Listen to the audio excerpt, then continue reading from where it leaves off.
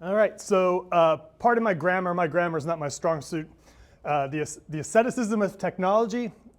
Do our tools shape us, or do we shape them? This topic for me is part of just kind of ongoing studying that I'm doing with the intent to either produce a guide, a book, something to help people at different stages of their career learn how to manage their career as technology gets better. So I'm a computer engineer by trade, but at night, this is the kind of thing that I do. You may have come across this through one of these groups' forums. So at the moment, I'm the chair of the ACM for Silicon Valley and also the chair of the Internet Society, of which we have some members here as well. There's some other members outside they'll be in when they're done with their various meetings. And part of the reason I'm doing this kind of work is with these groups, if you pick a group, like say the ACM, very technical group, it's a kind of a lifelong operation if you choose to be. You could join as a student and carry it on through your career. And for those who are not in something like the ACM, what is it? It is a professional technical society, and it's really career development. It's basically what it amounts to. It's a community, try to trade notes, try to improve the state of the art for computer science. That kind of thing can largely be said around a lot of this nowadays. The Internet Society is focused on equitable access to the internet, but along the way, that also includes training people to maintain the internet, right? Back in the 90s, everybody would set up a computer, figure out how to do a static IP, do that kind of stuff. Today, it's not so common. So what does that mean for the state of the internet when kind of the next generation may not know all the tools of the trade? Then, of course, with things like artificial intelligence, is this thing going to just do my job? Right? I mean, that's a bit histrionic, but let's just say that that's the end game here. Like, it does your job, then what? Like, what do you do, right? That's not today or tomorrow, but it's moving that way, right? So even with little incremental improvements, that could still have a big impact on you today. In fact, if David was, maybe he'll tell us later, but I'll give you the brief story he told me this morning. Anthropic has released some kind of program that helps like vet candidates. And apparently it's so good that they can't even tell if it was an expert candidate or the AI itself anymore in the kind of anonymized results. And so what does that mean? Like, are the agents gonna get the job and find out later that it can't do the job? So we'll see how this all unfolds. So my name is Ron Petty. We should probably start with that. This is my contact information if you want to get a hold of me. All right. So we've done some talks in the past on this. This is online if you want to check it out. But these prior talks took slightly different takes, and that's the only reason I'm really sharing them here. One was just kind of on the tools itself, the coding tools very kind of specifically in the related tech. The tech societies, again, now is more focused on what does the IEEE, what does the Internet Society do? And then, of course, at a social level, what does it mean for the kids of the next generation? And so why we're here is a continuation of all that. We're going to focus on a couple of tools. You could argue it's more than a tool. I'd argue it's not. This is a stick, right? It's a stick that you can beat everybody with, right? Versus just the person next to you. Same thing here. So what do we care about these tools? Just like any tool, this influences us as individuals, it influences our family, it influences just our local group, our friends, influences the world at large. Same thing with AI. And these are not the only tools. Fire, hammers, right? All these things started somewhere, and they could be used at an individual level or terrorize society. And what we're going to kind of talk about is that impact. So like for social media, the influence at these different levels, the isolation of the self, that's actually what some of the concern is. It's so easy to come in and out of relations now. Even though you think you're talking to lots of people, you're actually talking to no one, right? and that's becoming problematic. We'll see how this all kind of pans out. And then same thing here. As automation improves, some things, substitution is a concern. Right? Are we going to be replaced? So that got me thinking, this talk was originally going to be just about AI and its kind of impact on society. Not so much about any particular tool, but just more of the thought. Something's going to get automated. If it's 1% of our lives that are automated, what does that actually look like? Right? If you're at work and you were doing not good work, you're just doing junk work, 1% faster of junk doesn't help anybody, right? But what if it was good? You're doing good work. What if it's at home?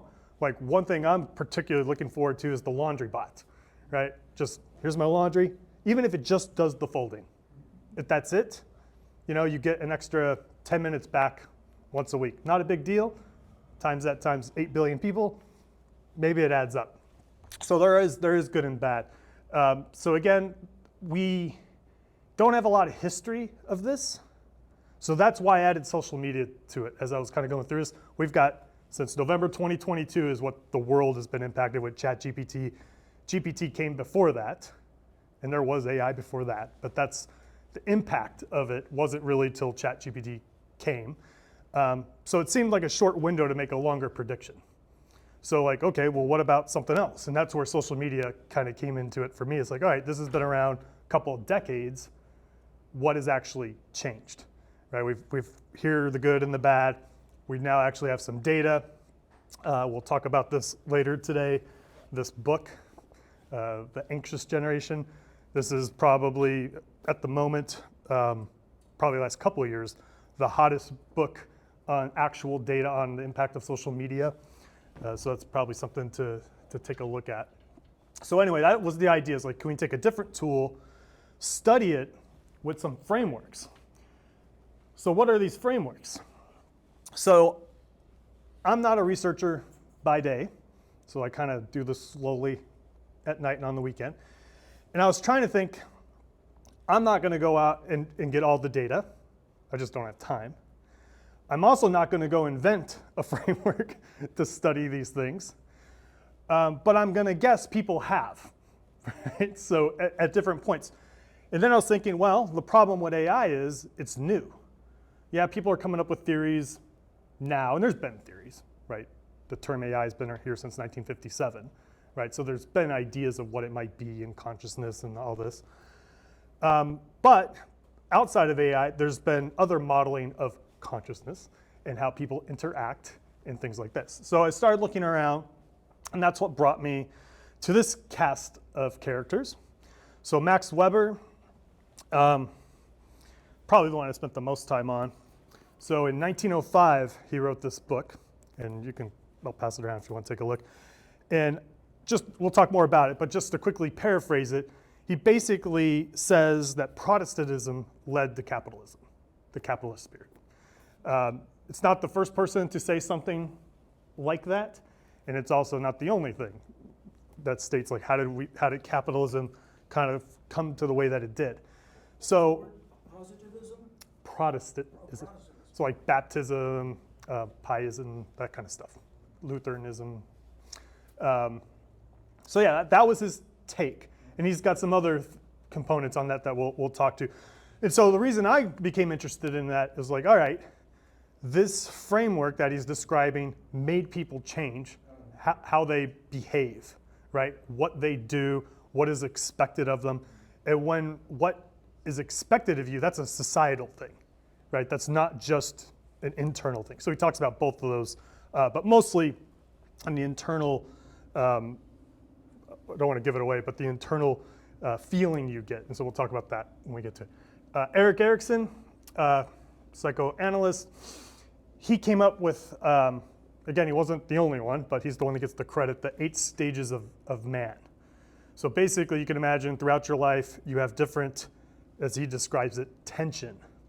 So you want to do this, but this is in your way. So like I'll just say the first one. The first tension is trust and mistrust. And that's when you're an infant. So, you're brand new on the scene. who can you trust and who can you not trust?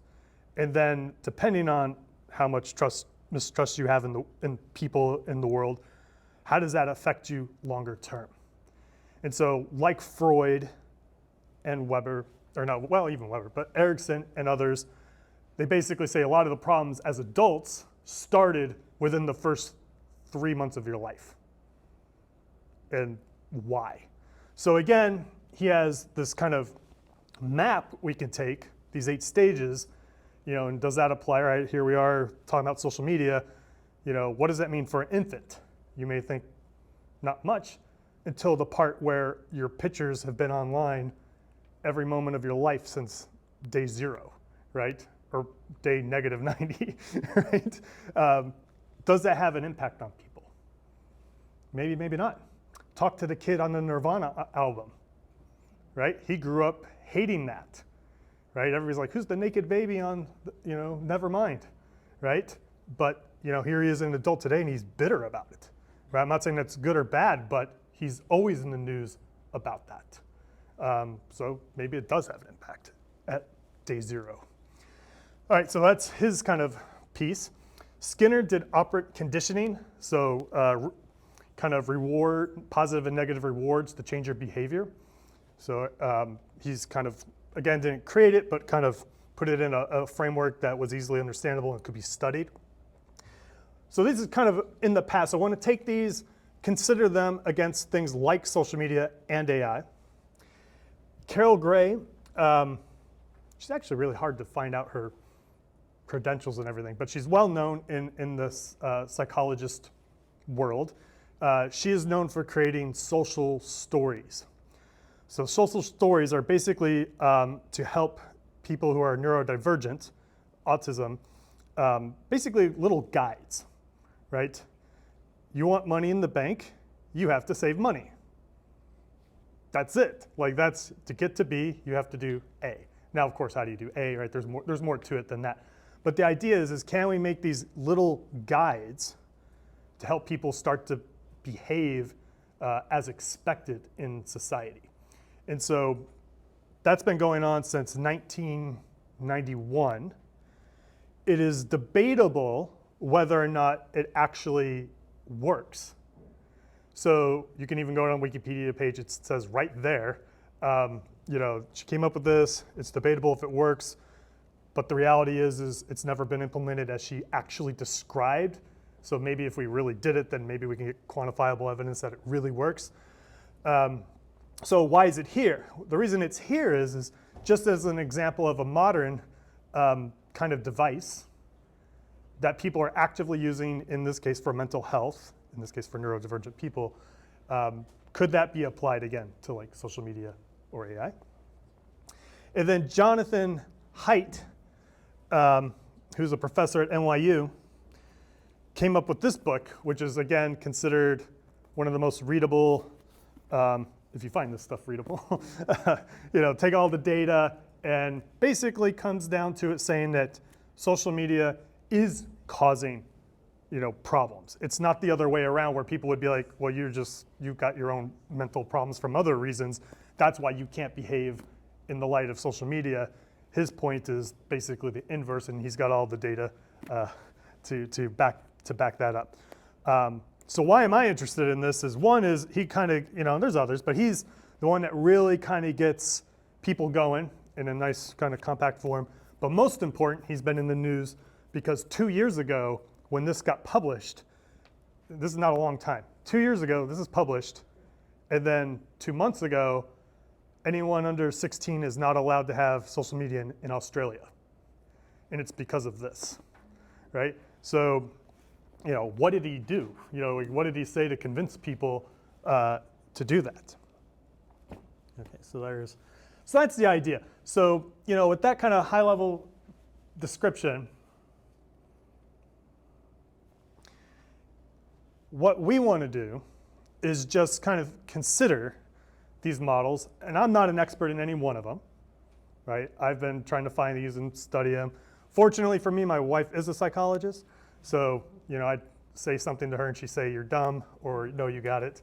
So she helped course correct me along the way. And if you go out and look, people have done bits and pieces of this kind of research. But back to the groups, things like the ACM, Internet Society, groups like that that we're involved with, that Keith's involved with, Zane, David, and others. We don't, for example, we're trying to train junior engineers. It's pretty much just the tools and techniques, and that's it. There's almost zero talk about the impact on society, what's good, what's bad. I'm not saying it's zero, but it's practically zero, especially when it's just the day-to-day interactions with these groups. So hopefully, if some of us can learn a little bit more on how to think about doing these things a little bit better with tools, maybe we can operate better as a group. So maybe we can make the right tools for social media, for protective reasons, or AI. We can show people how to train, to integrate it correctly as they do their work. Any questions so far? So that's the general gist of what's about to unfold. We'll see how successful this is or not. And by the way, this is literally me showing what I've kind of learned and started to think about it. Hopefully you have some ideas along the way, and if you do, please share, because I want to hear other ideas, because maybe I'm thinking of something wrong. If there's any psychologists or sociologists in here and you're like, no, that's just wrong, I have thick skin. Just tell me I'm wrong. I'd rather know I'm wrong sooner than later. That's okay. All right, so here's our friend, again, Max Weber. Basically wrote 2 papers. I don't know how fun it is to pass it around, but if anybody does want to take a peek. That is not the 1905 print. But anyway, I think it's actually a really interesting book. And the reason why I picked these kinds of frameworks, like these older ones from 1905, is because I was thinking someone like this isn't been clouded with World War I, right, or World War II. They may have been clouded a bit with the telegraph, right, things like that. And so it's just different signals, right, in their minds when they formulate these kinds of things. And I find that pretty much something I'm hoping, like, all right, we can find a more fundamental model. His thoughts have evolved over the years. So in fact, in 1920, he wrote a second edition. And the second edition was basically him telling, I actually love him for this. I don't even know the guy, but I love him for this. He basically berated anyone who critiqued his book. So he spent 15 years writing, like, the guy who said this was, imprecise or da-da-da, he's an idiot. And just like, and he does it in German. It's impossible to read, but he's like dogging somebody. And it's, I find it pretty endearing. So anyway, the 1920 version is mostly fighting the critics. But at the end of the day, it is stand the test of time. It is still considered one of like the reasons for modern sociology as we know it. So again, the Protestant ethic came basically with the idea from the Reformation, which was 1500s, with Martin Luther and them, kind of started the split from Catholicism. And in short, Catholicism is top down. The Pope tells you what to do. Not exactly, but that's the argument. Versus Protestantism, where it's bottom up. You just guilt yourself, right? And that's basically, in short, his kind of take. Now, there's other, like, why does that matter? Well, part of the argument was Christian charity was, why do we even do this? Like, I have a job, I get money. Who's it for? Is it for me? Is it for my family? Right? Who's it for? So it actually, as he describes it, even though he says Protestant, it doesn't go as far back as Calvinism and Lutheranism. And the reason for that is because even though that was more individual, it was really individual. It's like, I'm going to heaven first. Once I get there, I'll look around and see if my family's there, right? If they're not, oops, right? That didn't work out. So a less extreme version of Calvinism kind of forms, and that's where baptism and those kinds of things come from, Puritans.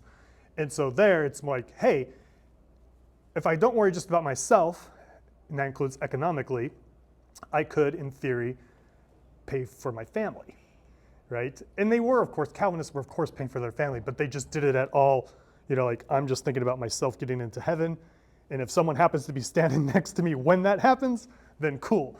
That became more tempered with the kind of follow-on. So again, from the actual point of the Reformation to Luther and Calvin, that period isn't really credited with the capitalist spirit. So the idea of the capitalist spirit was, is it the spirit of God or the just making money? So like Jacob Fugger, right? Like, I live to make money. I'm the richest person in the Renaissance. Is that okay or not? Right? According to him, it was okay to make money, and he did it till the day he died. Right? His friends were like, "You're already the richest person in the world. Why don't you retire and enjoy your money?" He's like, "Why? I like doing this." And so he just kept doing it till he couldn't, right? And so people would argue he didn't have any kind of religious motivations. So some people will say he's kind of this kind of attitude was the start of the capitalist spirit. There was places like Venice, all right? So let's see. Yes, you can. You want to give us? What the Republic event? Let's talk. Yeah, Ken has a great, quick monologue on what was all about them in capitalism. Oh, I think it was probably one of the first capitalistic sort of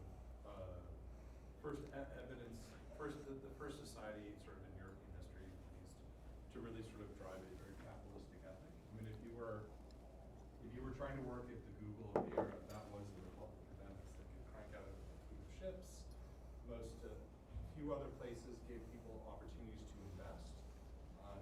Venetian glass moved with both military sort of escorts and basically generated a way for people to, I mean, in 1100 or 1200, there weren't a lot of, in that period, there were not a lot of places you could put your capital and earn a return. And so as a result, the Republic of Venice sort of pioneered that bit of capitalism, I guess, is one way to put it. Yeah. And anyway, That's good. but Didn't see you sneak in, so all right, glad okay. you're here. I made it. Yeah, so the aspects of capitalism obviously been around a while. There's been commerce, right? But as a societal whole, what Weber studied that made him come to this conclusion is as he's going around all the towns of Germany and England and the US, and he's looking at the towns that like own factories or who's running the factories, and all these different perspectives, he just basically came to the conclusion, because the numbers were backing it up, that Protestantism was the kind of the leading commonality of the people owning the factories, right? Versus the people, maybe just working at the factories or even doing something more of a craft type job, like a blacksmith or kind of an individual type job at that period of time. And so who are those people? He says part of the reason is how education is done. So apparently, according to him, in Catholicism, not everybody went to school. And those who did learned in a particular way that more or less led to a singular craft or a singular, you became a priest or you became a blacksmith. You didn't actually go to become the person to create the foundry. And that's what the Baptists did, right?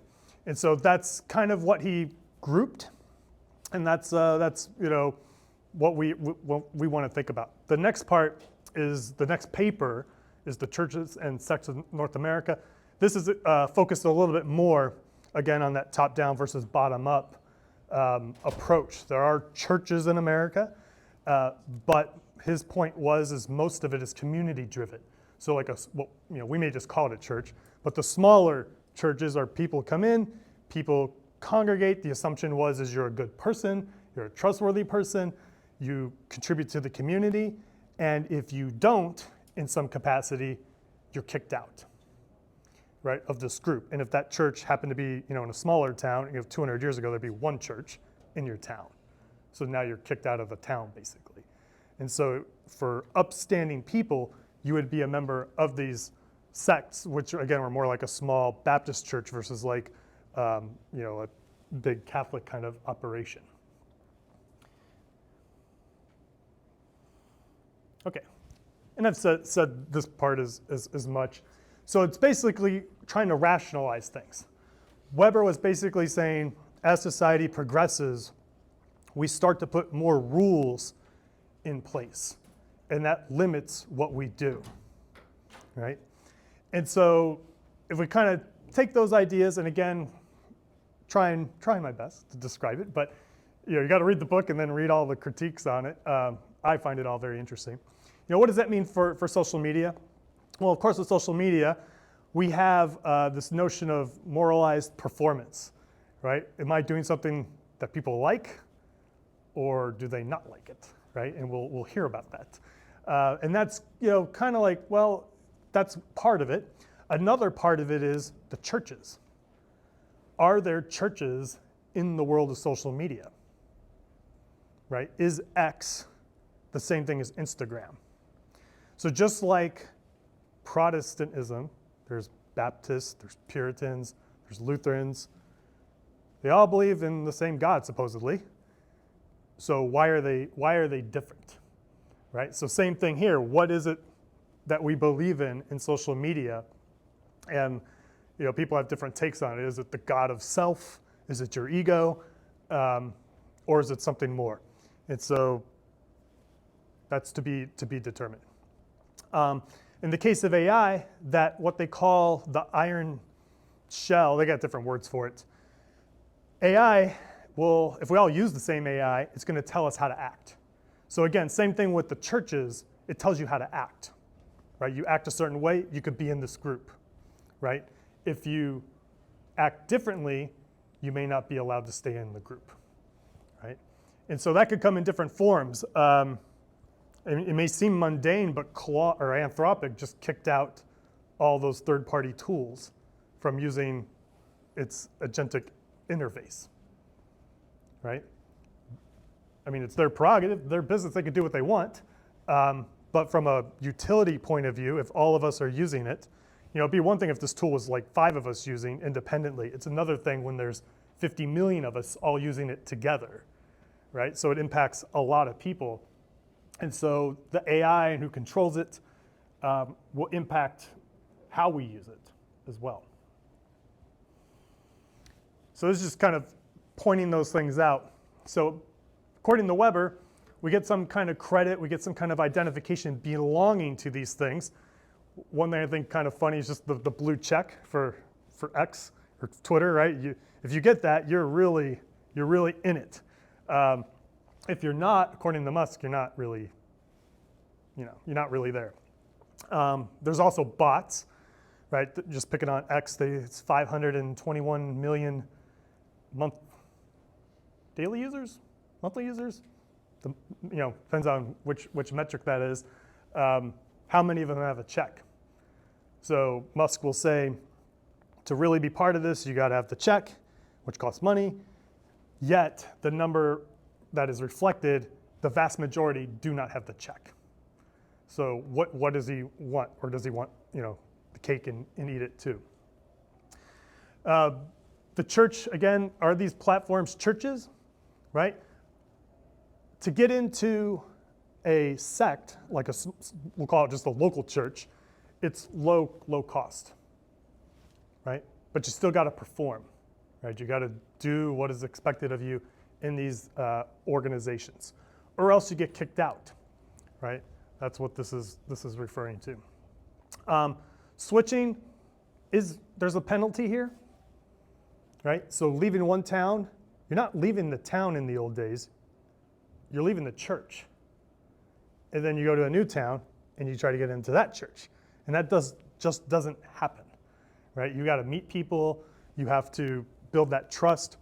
Today, it's a different world, but 100 years ago when he wrote this, that was very much the world still. More so probably in the US than in Europe. And then signaling our commitment by performing. Again, in the case of social media, that is actively engaging. If you don't engage enough, what happens? You're canceled. You're reduced, right? You don't show up on people's radars as much. And there's other pros and cons to that. Okay. So in the case of AI, again, these are very generic kind of statements, but the act of asceticism where, in the case of Protestantism, I guilt myself, and the fact that I'm allowed to spend money on things besides myself now, unlike earlier days, changed behavior.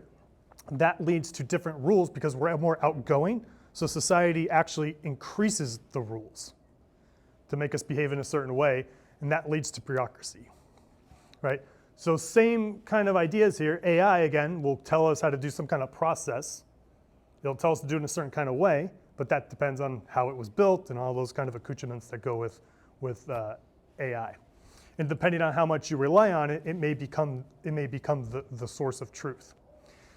So maybe just an example, one that I learned about a few months ago now, was a project out of Stanford. I believe it's being done in Peru, where they are using AI to help the judges. And the idea is there's just not enough judges. So can we use AI to kind of fast track the study phase of other cases and procedures to move more cases through the court? So it all sounds at a high level pretty good.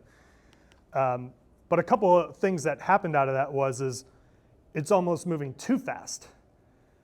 What used to give the defendant a period of time more or less known, like a 2-week window to like jump in and interact, is now 5 minutes.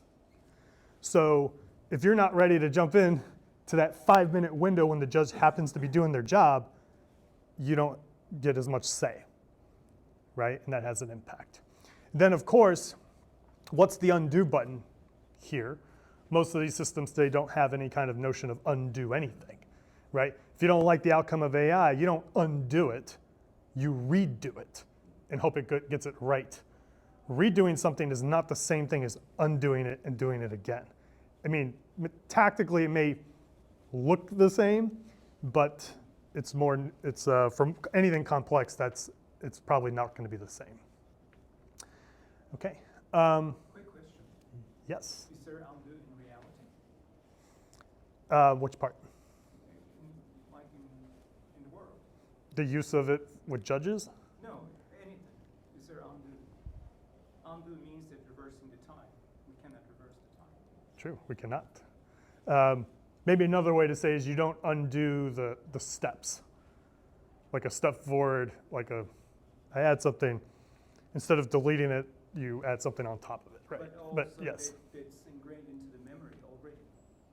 So there is no true undo. That's true. That is true. That is true. I have a quick question, and I don't know if I'm completely Sorry, give you the mic. David? Yes. don't have to speak to the mic. Well, I mean, it's I can't. Hi. So I have a quick question, and I don't know if this is derailing you completely, but one of the things that Weber is noted for is talking about Christian nationalism. And so far you haven't addressed that in terms of AI. Is that something that you're going to be looking at here? Because you're so looking at it on the individual level as opposed to the social level. Right. And I had not. Great. Thank you for that. So yeah, just as a general thing, there's all individual, society for all these. Oh, But you're comparing AI to society, so I'm just wondering about. yeah, I had not. Well, let me ask you this: from the nationalism point of view, do you remember what he was concerned about? Well, the rise of Christian nationalism was from Weber. He was talking about Protestantism and the idea of capitalism, and that is what gave rise to Christian nationalism. And it's what exists in our country today, and it's all based on Weber. Well, second to that, what's the problem with that? It's not democratic. Okay. I mean, that's the number one. In the sense of, what didn't we vote for? So the idea of Christian nationalism is the idea that in order to have the capitalist society that we have to have leaders that believe in a certain thing, and we elect those leaders, but there is no undo button when we have obvious things that happen that aren't consistent with the Christian and the church and all of that. And maybe this is my upbringing and, I don't know. I come from a country where, it's annexed, so this idea of Christian nationalism is it's not foreign. Yeah, it's pretty. Mhm. Yeah, it's pretty close to home. And so, and I'm listening to you, and I'm just like, okay, well, where does this all fit in? Because you're talking about it, but you're not hitting that connection. I Don't will. criticize it. No, I won't disagree. Yeah, there's plenty that Weber did in 50 years. I summarize it in 10 minutes. Yeah. I mean, you seem to be hitting all the points around it. Yeah, that's, no, I had not. But thank you. Just a question. Yeah, Patrick, did you want I to was say? just going to weigh into that conversation. I think if you take it further than AI nationalism looks like AI on the top and in charge, right? And everyone else taking a subservient role to AI, which it's kind of interesting. Yeah, I mean, you could do that, yeah. There's other things there. Yeah. So, yes? I'm an anthropologist, so I'm not sure if there's any other social science, but Oh, please. I think the larger takeaway that is often taught with Weber is that he was trying to do work to show that these emergent ethics or virtues or ways that a person is are not natural. They're not innate. There's nothing that a person would just be that way, that they are all social constructs, and everything that we do, everything we are, is formed by where we live, where our influences are, and that radically changes the path of our life. Yeah. But the crack is, it's always a construct. So even though it's deeply ingrained, it is always created, That's right. and you can find cracks. Well, and that's what Skinner said too, except that he operationalized it. That's right. That's right.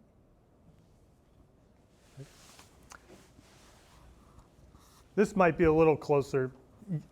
Didn't go to the point of like nationalism, more political points of view, not for any other reason than time. There's just, because there's other models, so, but thanks for that.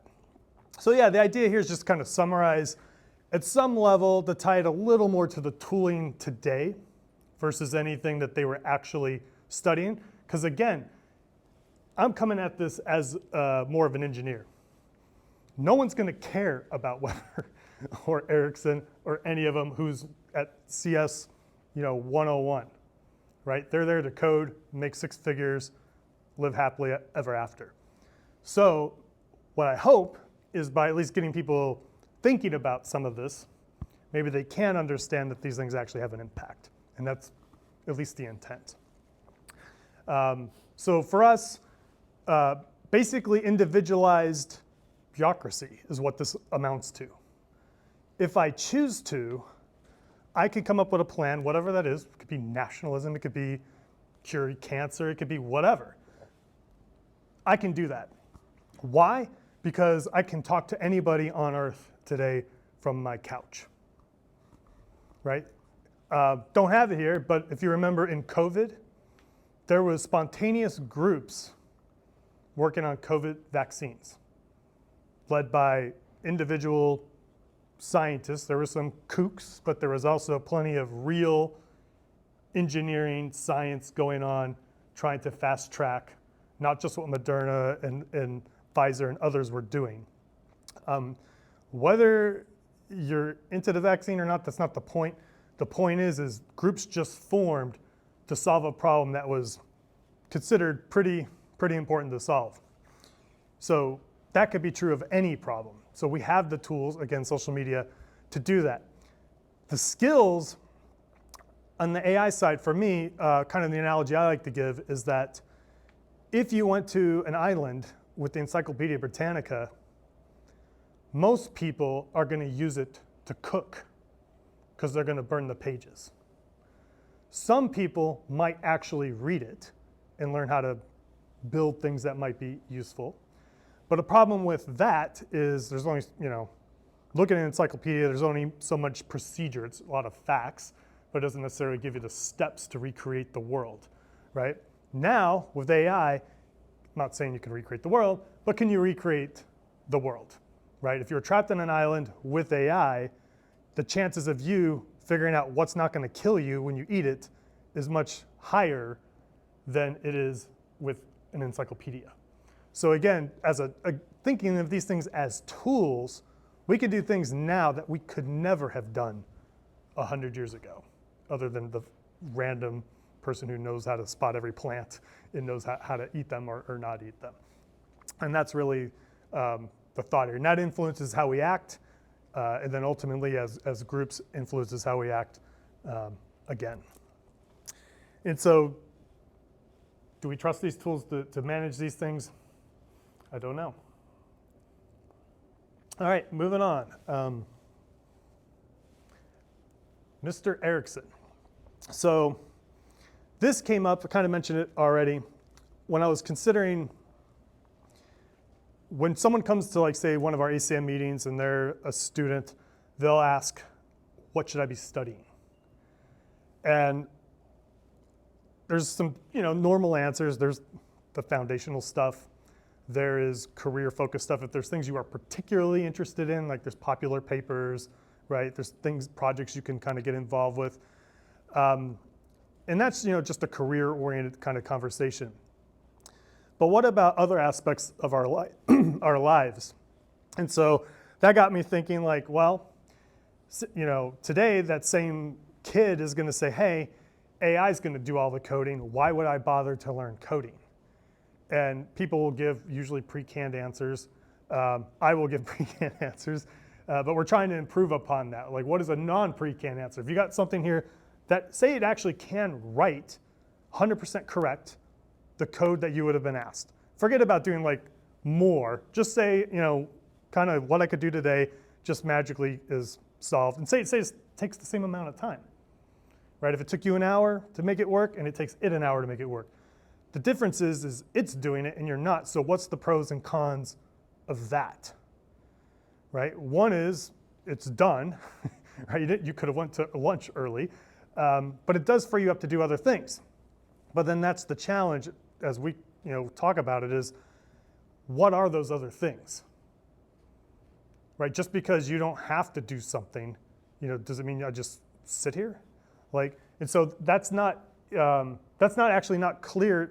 There's no clear answer to that, even for any stage of life. And so if you consider these tools for, say, a parent, well, I can ask social media how I should raise my baby, and you're probably going to get some good advice, and you're also probably going to get a lot of bad advice and all the things that come with that, and even more so with AI, right? And then as life goes on, how do these things look different? So for Erickson, and please correct me if I get this wrong, from my take, it's really just focusing on what he identified as attention at different stages of life, in which we'll see the table here in just a moment. And in short, he had a nice quote in his book, which by the way is, I guess I should pass that around. Oops, sorry. And actually the 8 Stages of Man is near the end of the book. So he wrote about a half dozen stories, and then the 8 Stages of Man is kind of randomly stuck in there. But that's, for the non-psychologist in the room, this is what he's known for. And one kind of phrasing of all this is the shadow of childhood is long. And his point is if your parents screwed you up, you're probably going to get screwed up for years to come, right? And how might we, he's interested in fixing that. But for me, I'm not trying to become a psychologist here. I'm just trying to think, all right, these are the kinds of the focus areas. Maybe if I'm building a product for newborns, I should consider the impact of affecting trust versus mistrust. Like I wouldn't even have thought that until I found Erickson, right? And that's the point is to find these frameworks to just get us thinking how these kinds of rules, frameworks might help us implement better systems for, in this case, things like social media and AI. Okay, so this picture, again, another kind of story that he uses to help describe the buildup to the 8 stages of man is the Dakota, the Sioux Indians. Basically, it's a story of Paradise Lost, where they live in their lives in the northern plains. White man comes in, kills all the buffalo, puts them on reservations. Their lives are destroyed. Then, a couple decades into it, they are given cattle as kind of an alternative way of life, which they succeed at, and then that's taken away for various reasons again. And so it's a second loss of not paradise, but something halfway to paradise, better than what they had in that kind of interluded period. And so his take is how did that affect the different generations of this tribe? And he also looked at other tribes in the Northwest. He also looked at individuals like Hitler, how his life unfolded and what these kind of mapped to. So hopefully this will give you a little bit of an idea of what this model is about. Quite frankly, we should have just read it. It's not that long of a thing, but I tried to summarize it with some thoughts of social media and AI. So this is the 8 with some thoughts of social media, and the next is regarding AI. So again, this is more or less in time. All right, so these are the 8 stages. There's actually a 9th stage you don't see here by his wife, Joan, who basically said, and I think she did it in her 90s when she wrote it, was the 9th stage after old age is all of this backwards. You start to just regress, your body fails you, your mind fails you, right? All that kind of stuff, and then you become helpless. Who can you trust, not trust, right? So it's all this in reverse. And so if we think about social media, who do we look for advice? So teething is the big, and biting is the big issue here, at least from his initial stories, right? If you don't nurse your kid, basically what it, again, I could be wrong in some of the details, but basically amounted to changing how you act, right? Just to kind of simplify it. And so here, if the parents are getting advice and they get the wrong advice regarding something as fundamental as feeding your newborn, what is the impact there? So we don't see it here, but in the case of Jonathan Haidt's book, his answer is don't use social media, period. That's obviously not going to work for most people. So is there something we could do short of not using it to prevent issues at this stage of the game? So obviously it's not the infant, right? This will be more of the parent involvement with the infant. What could we do? Is there anything we could do? Do we have to have a blue check for doctor-approved comments on social media? Is that the trick? Maybe ask a more generic question. Can you trust anyone on social media? Do you trust your sibling? If you saw your sibling's account, would you even know that's your sibling? Well, I hope, generally we should say yes, right? Hopefully it's not that bad. Like, we can't trust anything. But yeah, right? It's hard, especially when it's, it kind of goes to what Weber was saying. The barrier to entry is so low that there's no penalty. You just pick the wrong person. You could internalize their advice, or you could just completely ignore it, right? But that also means you have no long-term relations, and that's a problem. Okay, moving on from kind of the basic mistrust, and again, this isn't blaming moms, but Erickson really focused on the issue of nursing is really the cause of a lot of what goes on from this point. Here in childhood, autonomy versus shame, who's in control, right? Again, when we're young, your parents are out there sharing all these recordings of the kid, and 20 years from now, maybe the kid doesn't want that out there. What are they going to do about it? Some things you can do, again, this is not 100% maps to this, but you can, of course, delete these accounts now. You can say, delete my data. I can't think of the name, but California just passed the get rid of my data law. Can't remember the what? The right to be forgotten. Signed up, you can see who has it. They give you the list, and they're like, hit the button, but it's going to be next year when it actually goes into effect. Like the law's in effect now, but they don't have to do anything about it, I think, till next year. So when next year rolls around, new governor, who knows what's going to happen, right? And ironically, you're on a list now. You're on the list of people who said, delete me in the future, right? So when that list gets hacked, what is that going to do for us? So again, who's in control here? So even though this is about Erickson, this is kind of why I ended up adding things like Height's work, because he didn't know anything about social media in the sense that we know it. But he did talk about technology, right? He did actually say, so even though Weber was in 1905, this is in 1940s, 50s time frame, I think, 30s, 40s, 50s. So no, later, earlier? It wasn't earlier. 50s or 60s? Later. And he and his students, like, it started in the early 50s and then all the way into the 70s. Yeah. Yeah, he was around for I think he passed away in the 90s, actually. Yeah.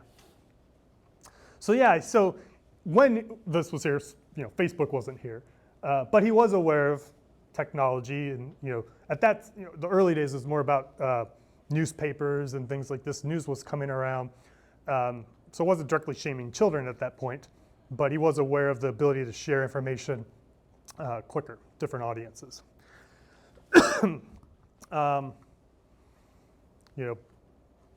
I don't know if we need to go through all of these, but maybe quickly. There's the play age. Again, we get to do things versus being told what to do, but now it's performative, potentially in the case of social media. Comparative in school age. For girls, this is, largely focused on appearance. And then for boys, it wasn't necessarily considered as bad. But then when the data started showing up for like suicide and things like that, it turned out to be bad or worse in that regard. So there's still differences in how social media has impacted younger children. And again, from just to steal his thunder from later, I'm going to find it here.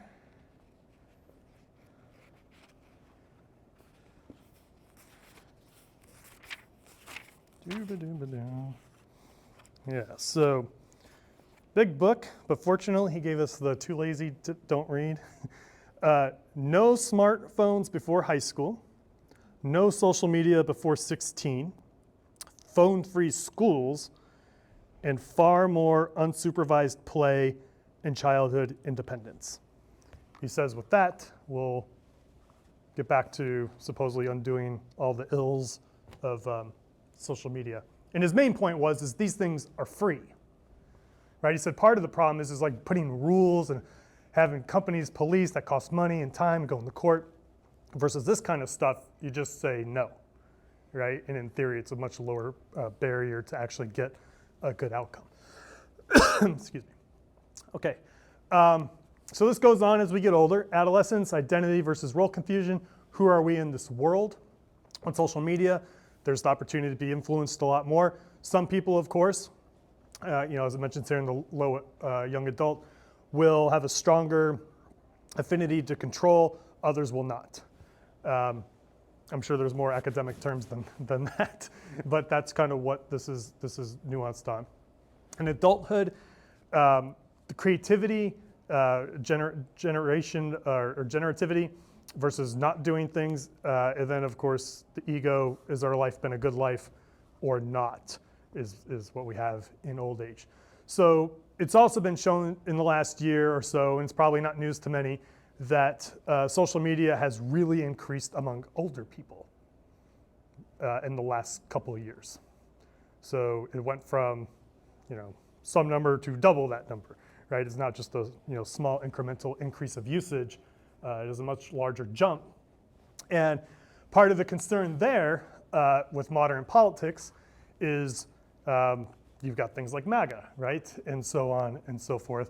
That same audience 10 years ago would have not used it, and now they are. And not saying anything good or bad, but that's just the way it seems to be at the moment. Okay, so again, thought here is these things, initiative, guilt, autonomy, shame, trust, mistrust. From Erickson, these are the tensions, right? You want to have a good trusting relations with your mother, but if you end up mistrusting her, that has an impact, and that impact unfolds through the years in different ways, and maybe you can fix it, maybe you can't. Same idea with AI, the same kind of list here. Again, some of it's kind of related, right? In the case of early childhood, AI today, you would normally think of the parents. I'm going to use AI like, oh, something's wrong with my kid. They're turning yellow. What do I do? Right? Well, they may be sick. So that kind of thing. But it could actually be a device, right? We've now entered a point where AI is used in different toys and things like that. So what kind of impact is that going to have at any stage, but even at this stage? This has a lot of overlap with social media as far as what should I do, right, versus being told what I should do or reenact what others are doing. That has a pretty big impact, including learning, not just acting.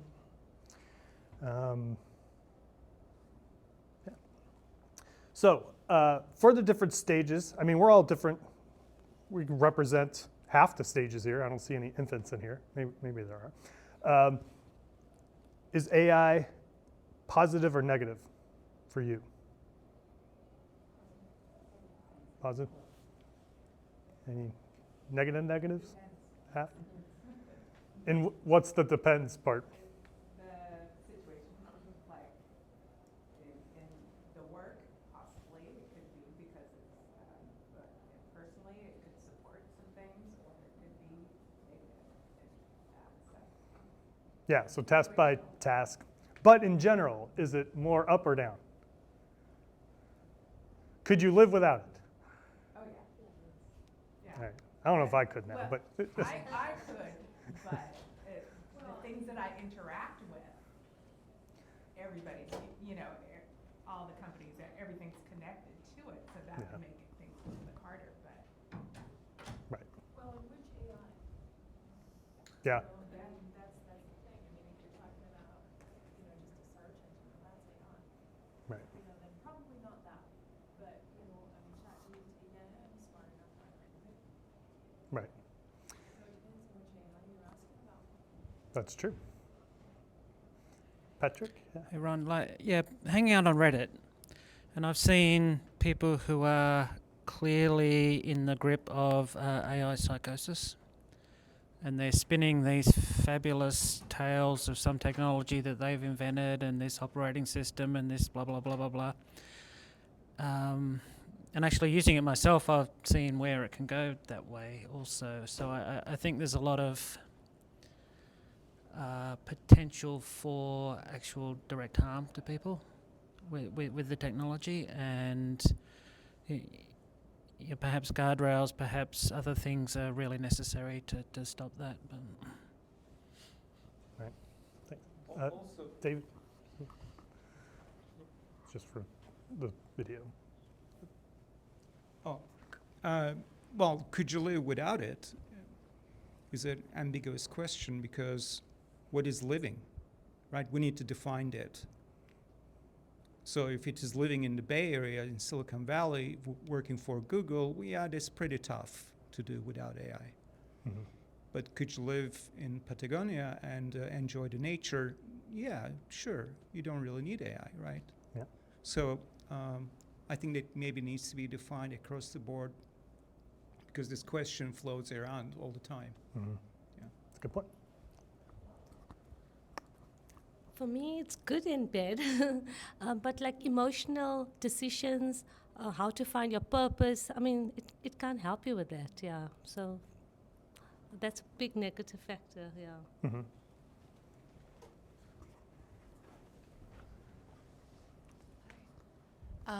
I think it's both, and I think looking at the stages or the tensions both in social media and in AI, it's clear that 5 of the 8 are up until birth till adolescence, so the impact, whether it's good or bad, is the most felt at that young age. And I think you referred to Jonathan Haidt and his studies and his work, and it's proven, whether good or bad, it's most influential in a short amount of time between age 0 to age 14 or 15. You've got 5 of the tensions within that short amount of time of your whole lifespan. You live to be 75 or 80, but 5 of those tensions time frames are with a really short, concentrated time. So I would think either way, it's going to be significant from looking at that.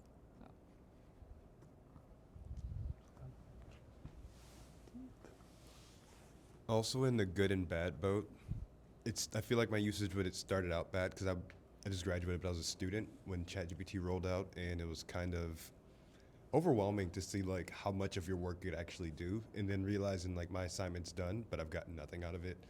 And I think over the years I've learned to like prioritize what I actually need from the assignments and the learning from it. But starting out, and I'm a returning student, so I can imagine like someone who's like middle school, high school, it might be even more overwhelming.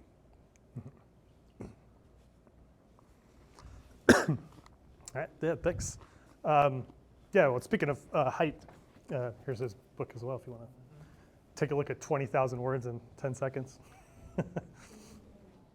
So maybe I'll say, just for my own take again, just kind of thinking about this a little more focused on potential career evolution. I think social media, for someone who's younger, you shouldn't go out saying stupid things, probably common sense, right? You don't want to be known for being a bad person online, right? That's what we're talking about. So I think there's just practical advice there, but then do the tools actually help in any way? I think what's partly missing, ignoring all the bad influencers, is in the case of social media, there's not that many tools on how to construct a network online, right? You kind of just put up a website and like, join my club, right? Or you come to something like this, or you come to an ACM meeting and you meet like-minded people. But for people who are just at home, what is the kind of playbook of like, all right, I'm 18, I want to be, a mathematician. Like, what should I be doing? You go Google it and you can find some advice. But if in light of just pure social media, maybe you'll land on somebody's account like Terrence Tao and probably get some good things there. But that's, again, kind of like the influencer, right? It's not like Terrence is going to stop and give you like day-to-day kind of advice, right? And I'm not saying there's not groups for different careers out there, but it's not easily leveraged. And then if you go a step further to say like a group, I'll just speak specifically, like in the case of the ACM chapters. If we want to advertise an event, we want to get like-minded people together to at least have a good kind of core conversation, but we also want to get people who might be tangentially interested or maybe wanting to get exposed to some topic that they may not have thought of otherwise. But how do we reach those people, right? One is if you're just blasting the internet, half your stuff is just buried anyway for just general noise reasons. And then if you happen to be in any kind of group that's penalized in any way, it's even more so, right? So what can you do to actually get that network built? That kind of self-functioning bureaucracy is not clearly defined in any of the social media tools that I'm aware of. And so there's kind of bad players in this space. You got like Palantir, who basically build systems to track people, right? And in that case, that's, it's the same idea. We want to find like-minded people, like this guy who's going to do something bad. We want to go find him and all of his associates. How can we quickly do that? Well, imagine that same idea for good, right? I just want to hang out with people who like what I like. How do we do that? You would think by this point social media would actually have figured that out, but they haven't, right? It's more of a top-down approach, kind of like a church, telling you how to act, and they put on the rules, and that's how it happens. Same thing with AI. Can I ask it for that advice? So we're looking at, again, just as a specific example, we're looking at tool creation to help with this exact issue. How can we grow, and we don't need to be huge, right? We're the Silicon Valley ACM. We don't need 8 million people in the Bay to be a member, right? We just want people who want to be involved, and we want to do it effectively and efficiently. And right now, even with all these tools, it's actually not effective or efficient, right? And so what is missing? Part of it is just the tool to do it in an organized way. It just doesn't really exist unless you have millions of dollars to pay for it. Can I go on a limb here? Yep. Because these things aren't built to build community.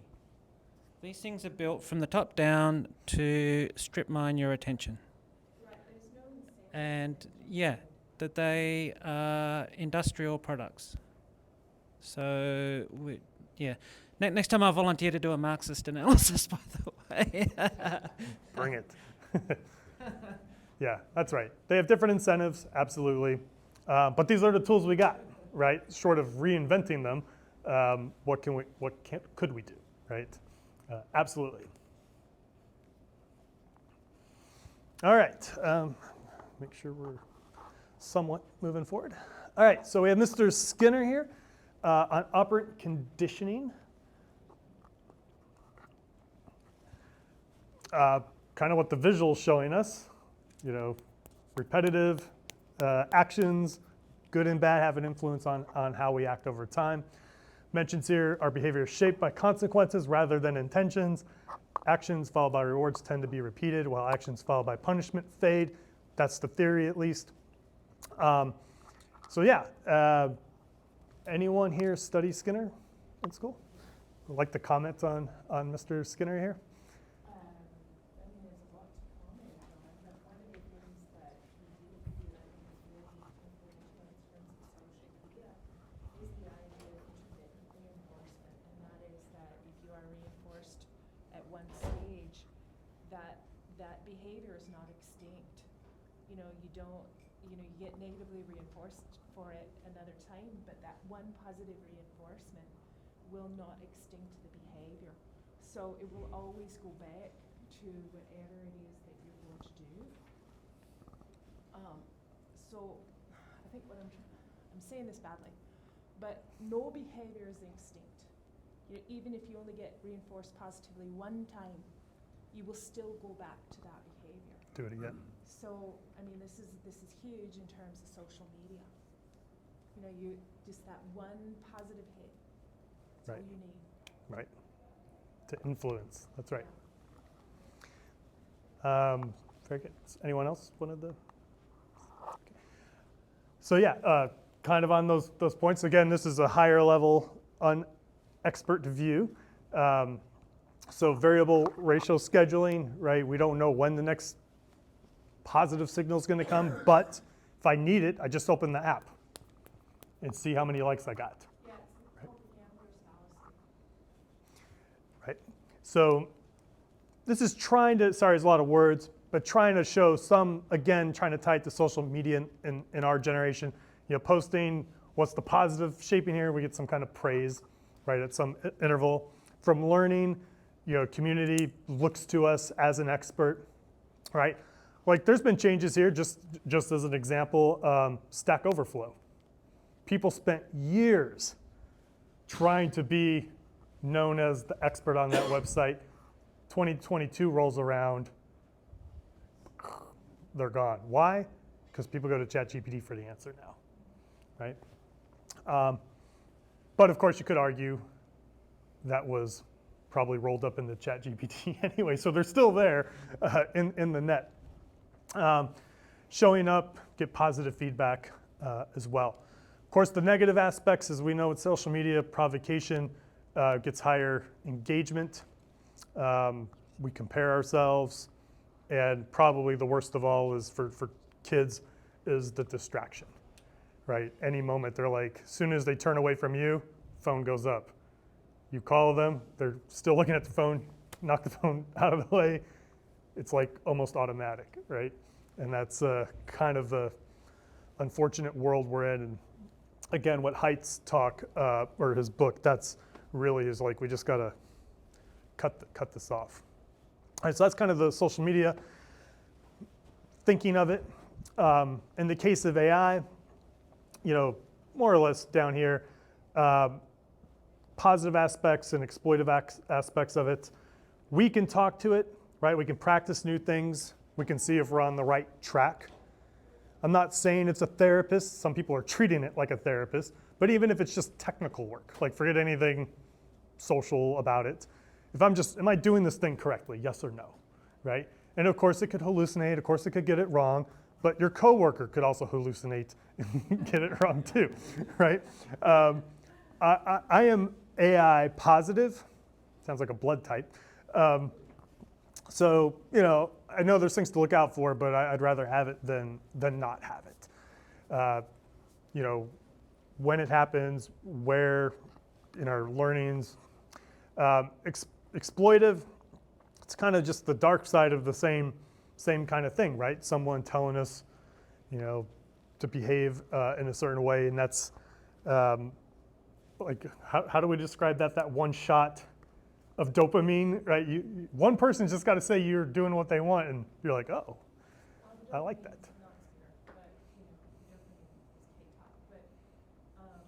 The idea is that one positive reinforcement, they always go back to that one positive reinforcement. Skinner actually compared it to heroin.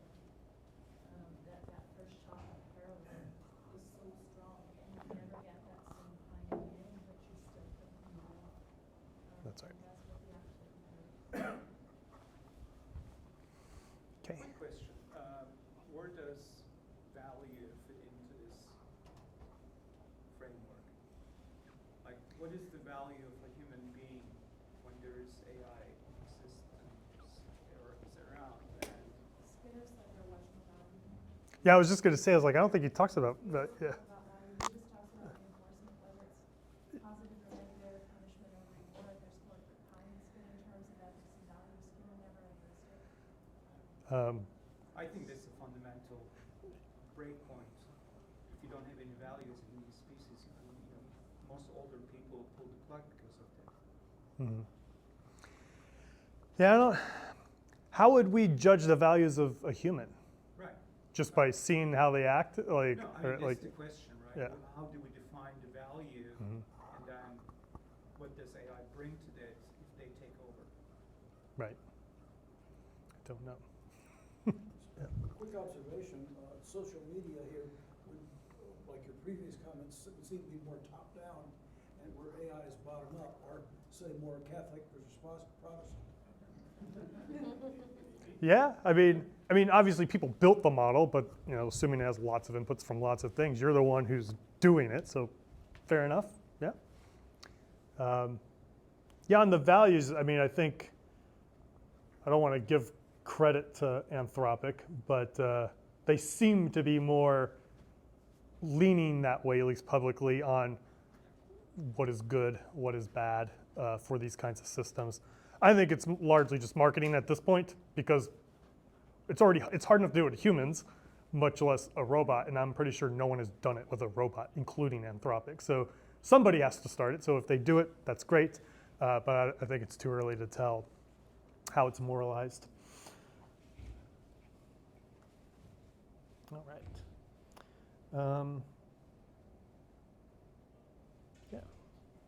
So yeah, just again, just this, the two slides are a little more details, is kind of trying to slim it down as it were. So I don't think there's much new to add here. Okay, Miss Gray. Again, social stories is her kind of claim to fame. And again, what was and is social stories? Basically, it literally is what it sounds. It's a little guide on how to kind of interact socially, right? There's details, but it's if someone who is autistic does something not quite right, maybe they did 2 of the 3 things correct. Why isn't the 3rd piece incorrect? You know, here's kind of what it should be, right? So at least that's my kind of, again, untrained psychologist take on it. I did talk to her team and tried to see if they would show up, but that would cost money, and I did not have money to pay them to show up. But nonetheless, for me, I was like, well, what could we do? Again, thinking of social media, thinking of AI. Right now, if you looked at AI just as a tool, probably easier than social media, how do you use it? Like, what is the main interface to AI? Yeah, the prompt, right? So it seems simple, right? There's one interface, but basically all companies, you do 1 of 2 things with AI. You either make the model that takes the prompt, or you build a product that controls the prompt. That's basically the whole world of AI at this point. So could we somehow either have these stories influence the model, in the case of AI, or could we, as part of the training, or can it be something as part of the prompt itself, right? So, and the reason I thought that is, well, it's text, which is why I even came to this. And then when I went back to like, well, AI has only been around a couple of years, again, same thing in social media. If you go to Instagram or if you go to X and say, how am I supposed to use this? There's no page that just says this is how you're supposed to use this. We were even talking about stuff like this earlier about the iPhone. The most valuable company, 2nd most valuable company in the world. Where is the book that tells you actually how to use the iPhone? Like, you buy it, you get a little box, it has, I don't know, 1,000 different features. There's no manual that tells you what the 1,000 features are, right? So if these things that are used by everybody don't even have documentation, you know, it makes kind of sense that there's no documentation for anything complex. So in the case of these things, could we create some kind of guides that are small, tactile, and useful? And that's really my thoughts here. In the case of social media, I don't know, maybe it's the actual content when you're talking to somebody, how you talk to them. Could be very just small, guided like, which is effectively what social stories is. When it comes to training, what's one of the techniques to train models or to retrain them, right? Q&A, you know, fine tuning, right? These kinds of things. So there's chain of thought. There's other automated techniques, tree of thought, all these things. But basically, they're all variants of the prompt. So what you need to get good at is writing tiny short stories that have little bits of differences and then evaluate them in some way which ones are the best. And that's its own problem too. How do you evaluate what is best? Okay, so in the case of Miss Gray's work, you know, this is what we can kind of get out of the short form of a social media prompt, right, or message. How we should look or talk about ourselves or do things, right? That's what this is trying to tell us. How do we go about doing it, and how do people recognize us? How do we recognize other people? AI could just make these things for us, right? But that all depends on the AI itself. How is it trained? What does it consider a norm, a social norm? There's other forms of things like social stories. Kind of mentioned it briefly at the very beginning. The social narrative. There's other kinds of takes on how we talk about problems and solutions. So I don't have any examples here, but again, it is, like pretty straightforward. It's you want money in the bank, you have to go to the bank, right? It's very tactical like that. And again, there is really, according to what I read, not much in the way of evidence that it works, but it keeps getting brought up, not in the tech world, but in psychology, right? I I don't actually really know what that means because I'm not a psychologist. Why would psychologists recommend doing this if they actually say there's no proof it works? So any thoughts on why? There's two kinds of psychology. There's experimental and there's therapy. Experimental doesn't hold any weight with Dr. Gray, and therapy does. They say that it works anecdotally. So if it, There's also the effect of cognitive psychology and cognitive science, which people seem to try to model it, somewhat unsuccessful, somewhat successful. So there is also the impact of that. It's how humans perceive, process, and all the information. right. So would we want AI to talk to us like this if we're looking for help? Sometimes. Short and sweet, right? Like I don't need the normal OpenAI output of 20 pages, right? Just so there's plenty of work, not just here, but in the use of things related to psychology with models. Interestingly enough, the AWS meetup group in San Francisco, the last 2 or 3 meetings have been about training models to do therapy. So it's you never know where you're going to find people doing things of this nature. But again, for me, as someone who's trying to learn about different techniques that are used in other things outside of just computer science, could this help me work with people who are trying to change their career? Potentially. Again, not saying I have answers for all this today. I'm just trying to, think about it. Again, this is just a summary again of that. All right, bringing us to our last framework here. Oh man, that's pixelated. That's annoying. So Jonathan Haidt, actually look up his name. He says it's Haidt, so I'm going to go with Haidt. Been around a while. He's written a variety of books on morality and related topics. But again, for me, I tried to think of things like Weber was in 1905, Erickson 1950s, 60s. That's all great, but who's been doing something today? And I wasn't necessarily looking for someone who's super controversial, but I also was looking for something that actually had an impact. And I would think of all the things I was looking around at, this has probably had the biggest actual impact of any paper in social media ever. I don't think there's any other paper that has led to such a big tactical change in a group's behavior than this book. Now, I don't know the full story other than, in short, not the main prime minister of Australia, but one of the regional ones, wife told her husband to read it. He read it. He thought it was very compelling. He went and told the main prime minister it. He got information about it. And again, in under 2 years, this book was published in 2024. And it's already in effect.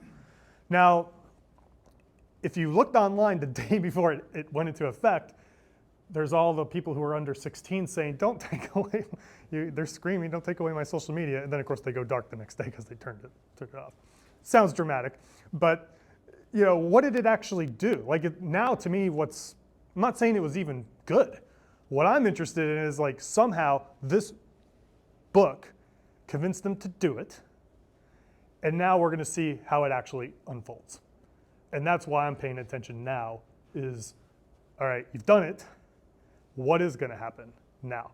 And it's not just these tools that are happening. There's other things, again, in my personal work, I'm trying to like help people evolve their careers in this world where things are getting more automated and you're expected to be able to use tools to do more, right? That's, to me, what's gonna happen. So, and that has an impact not just on you. You want money and resources, but it's affecting others, and that's the part I'm trying to improve on so I can help others. So in this case, what else that you don't see here? Like in the US, we are hitting the, I think it's a bit dramatic, but we're hitting the population cliff, right? Last year was the most high school students will have for the foreseeable future, right? And that has led to something like 3,000 university, college level places closing or planning to close in the next year. First off, I didn't even know we had that many, but apparently we have a lot. And so, you know, here in the city, related to that kind of stuff is Vanderbilt's taking over CCA, right?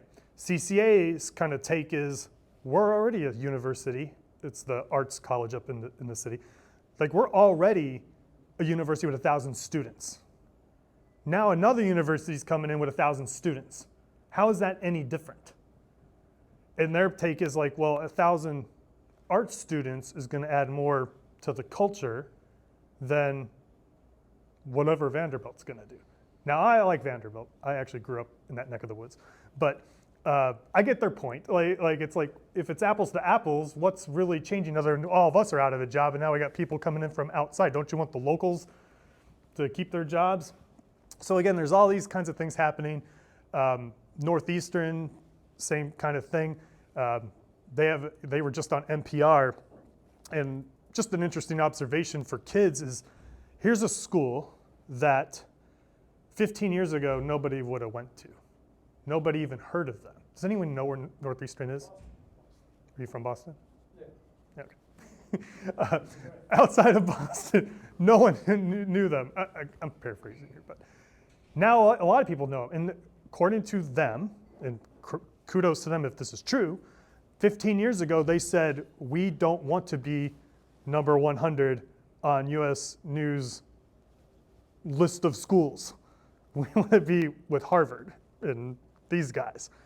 And to their credit, somehow they've done it. I don't know the story, but so again, the consolidation in the school system, I think my point being is going to be another impact to kids, right? The tools are one thing, but do we need AI because it does our homework? Do we need social media to help us along the way? Are they at a disadvantage? So the counter argument to all this is, yes, it can negatively influence people, but it also is a tool for positive purposes. And now you've literally just said, yeah, all of Australia, forget the positive stuff of this, right? And so in the case of social media, I don't know, it depends on who you ask if it's good or bad. What do y'all think? Is this a good thing, a bad thing, or just a thing? I would say it's as a parent, I would say it's net positive, just because I think, you know, as we talked about with the sort of, I guess, the psychologist and sort of the evolution of sort of nodes on a network, you actually have to have a person be able to make thoughtful choices in a world where they're swamped with social media and they have these autodidactic tools like AI where you can, I love it because it allows me to do things I didn't know how to do before. So I, you know, was more assured when I changed the oil in my car last month, and I hadn't done that in 30 years. So I think it's one of those things where, as long as the individuals are getting trained up to a level where they're critical thinkers and they know how to use the tools are great. And the problem, I think, Haidt is probably arguing is the tools, the medium becomes the message, and they get subsumed in it. Patrick, did you?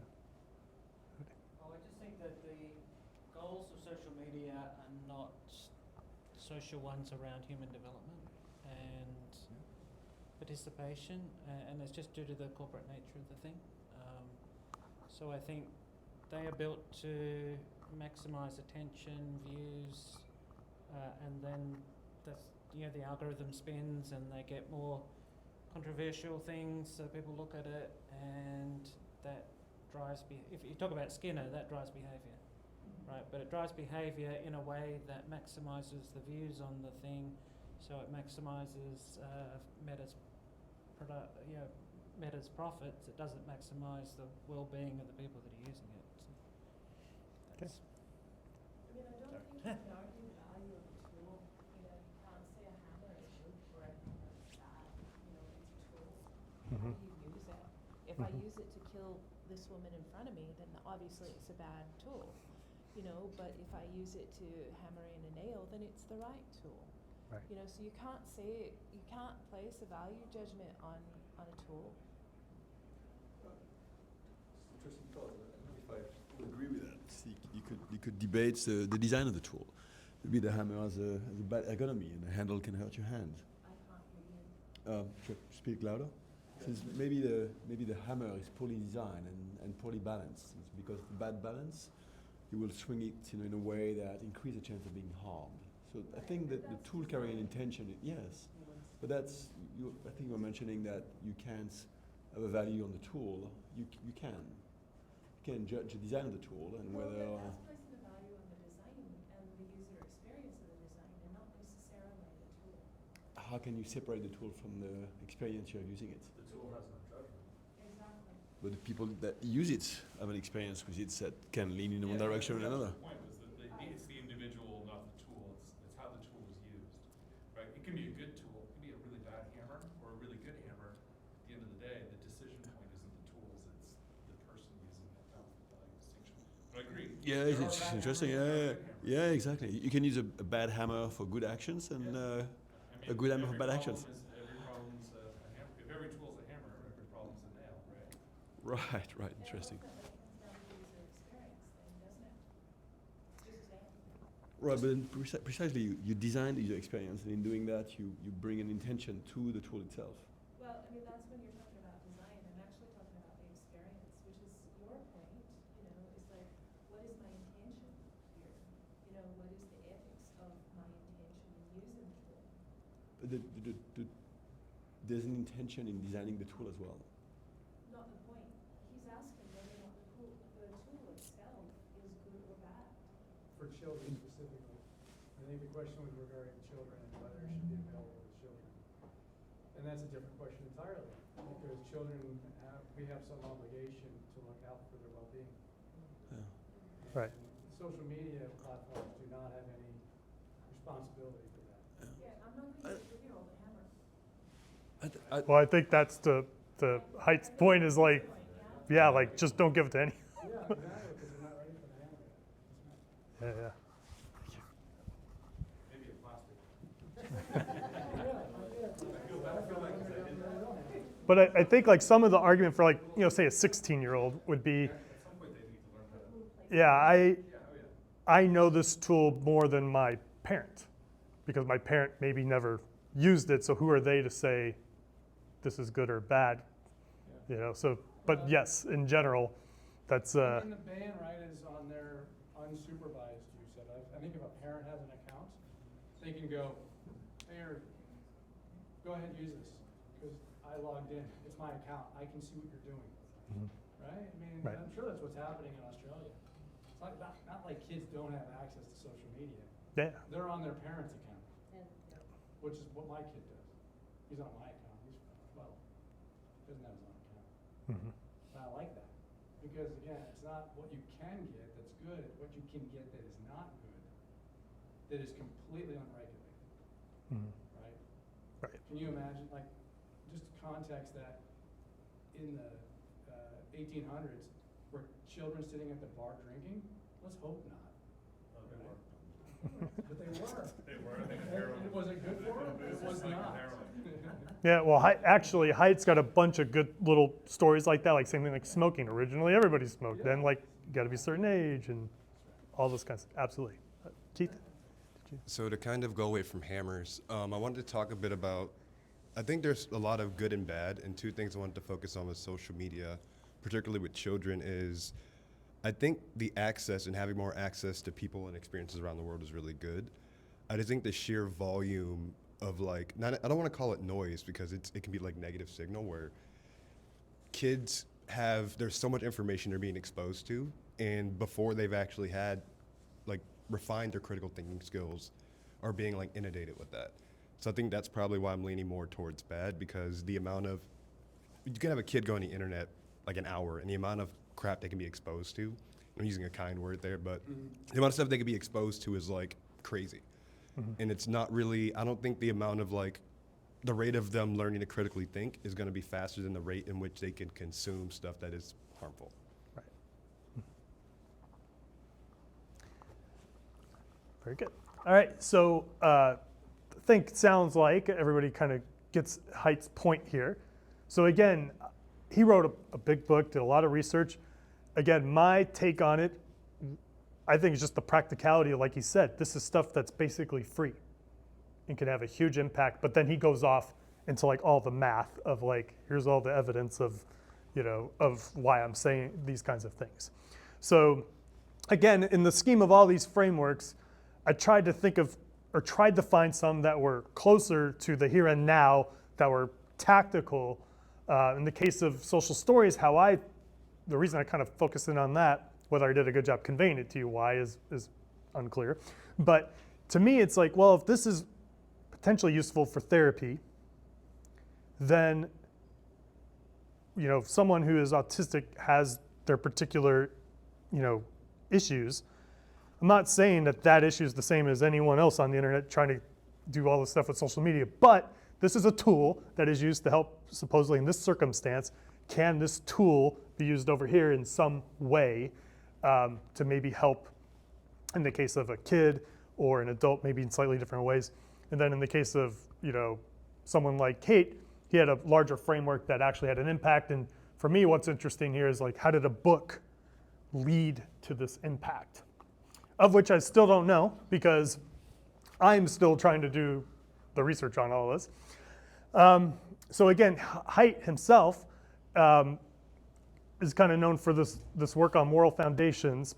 And so this is my abbreviated attempt to kind of explain what this is around. And then, of course, how social media and AI kind of relates to this in this book. And so algorithms amplify whichever produces engagement within each cohort.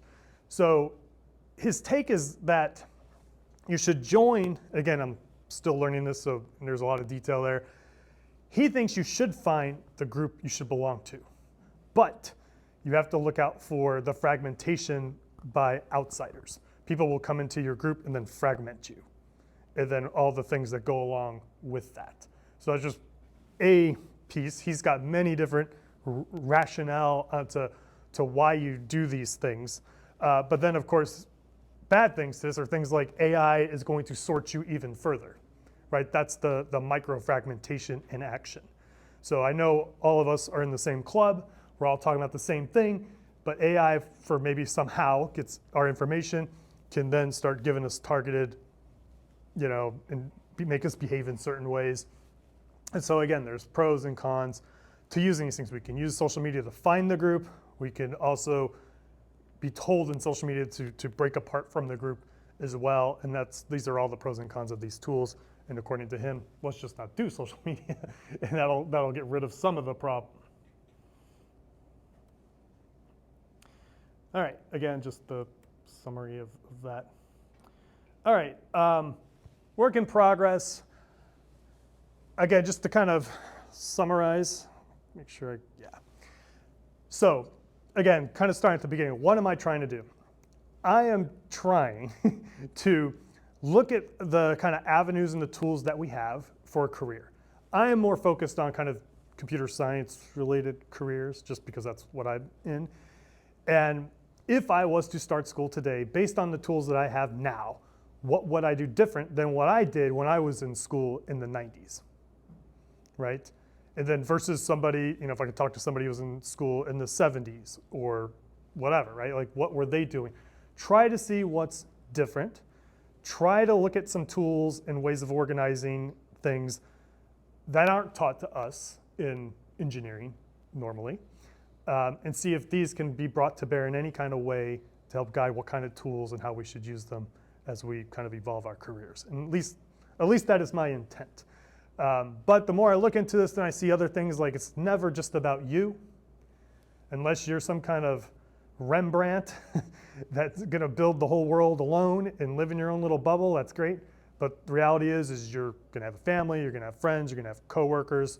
So we have some kind of impacts on each other. So again, as these tools evolve, and we didn't really talk about any of that. We did in a couple of talks ago, we talked a bit about tool evolution. Again, what does it mean? Kind of just one stat that kind of really kind of set me off on all this is a 1% improvement in efficiency for like a subset of white collar works or just any kind of job is the biggest singular GDP event in the history of the world. Meaning that if doctors and lawyers and everybody was 1% more efficient based on some kind of average estimate of what value they bring to GDP, it's the single largest increase in global GDP ever. All by, in theory, one tool, which is AI, right? At least that's the, just all rosy kind of view of it. Obviously, that's not what's exactly happened, but I am optimistic. I believe it is improving, not all uniformly. And so what does that actually mean? And that's kind of what I'm looking at. So anyway, I hope this is somewhat interesting to you. Again, if you know of models and if you have expertise in these other things, I'd love to talk more. Again, I am just self-teaching this kind of stuff. Again, I look to my wife to make sure I'm not completely insane, and she'll say yes or no. Hopefully more yes. And then some friends, colleagues I chat to along the way. Thank you very much, and hopefully we'll see you again for whatever comes next from this. So.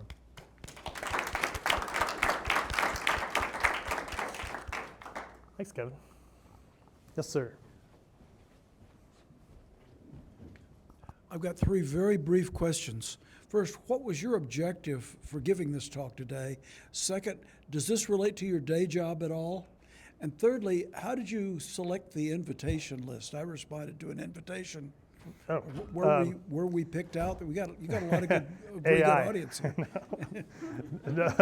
Well, the last one, I'm afraid not. I did it through our groups. If you're the ACM or whatnot, I didn't send out an invite to people. But other than that, I did not. So maybe someone did. My day job, I'm a consultant. I do half teaching of tech and prototyping of tech. Where do you do teaching? Where do you teach? Companies will hire us, and like they'll be like, "How does fine tuning work?"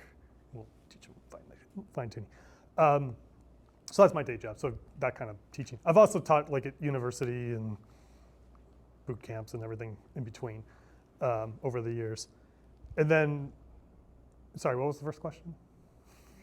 What's your objective? Yeah, the objective for me is, as I was looking, I can look at the tools, right? I can like look and see, is this tool helping me? So I'll just tell you how it started for me.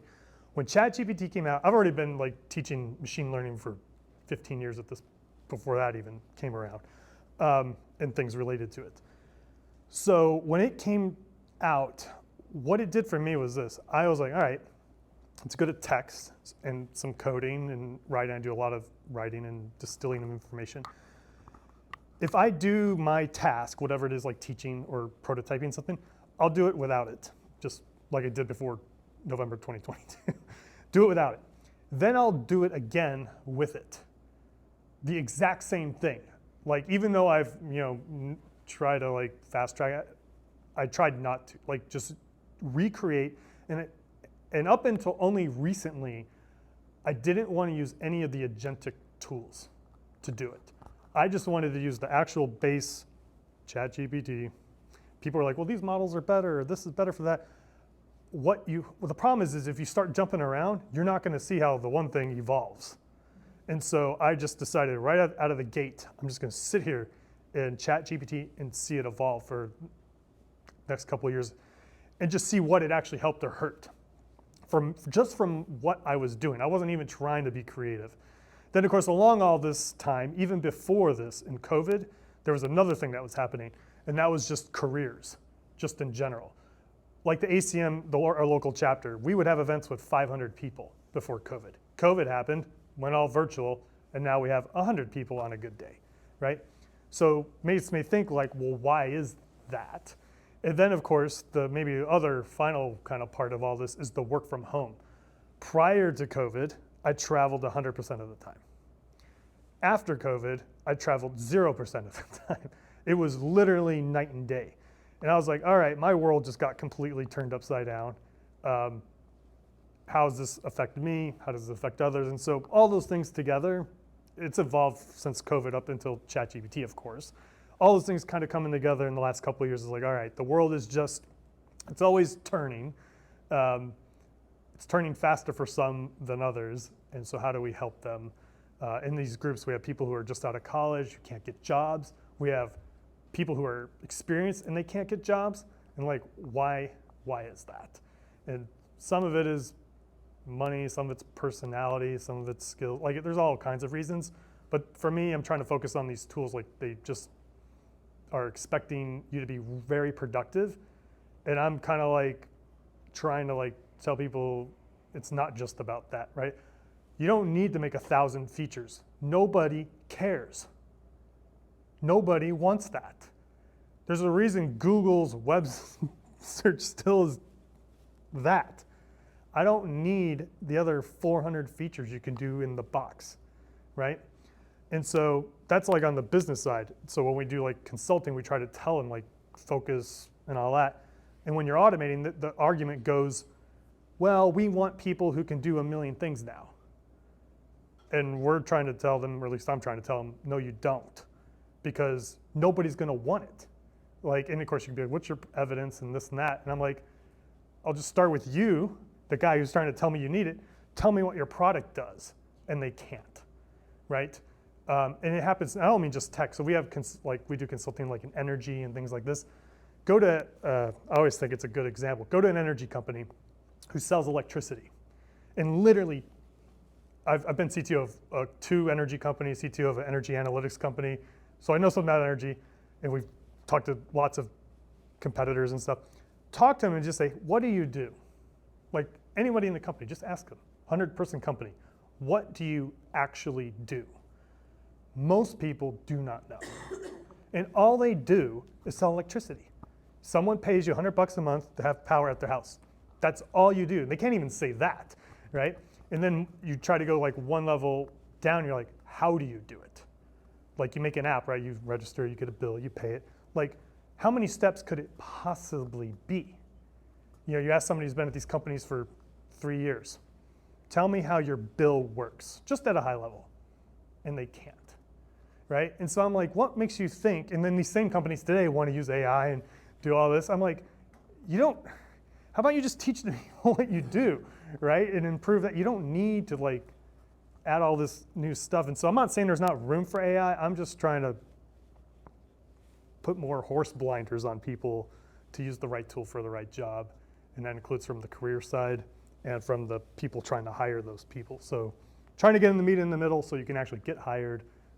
Long-winded way of saying what I'm trying to do. Okay. Oh, thanks for coming. All right, well, safe travels, and hopefully see you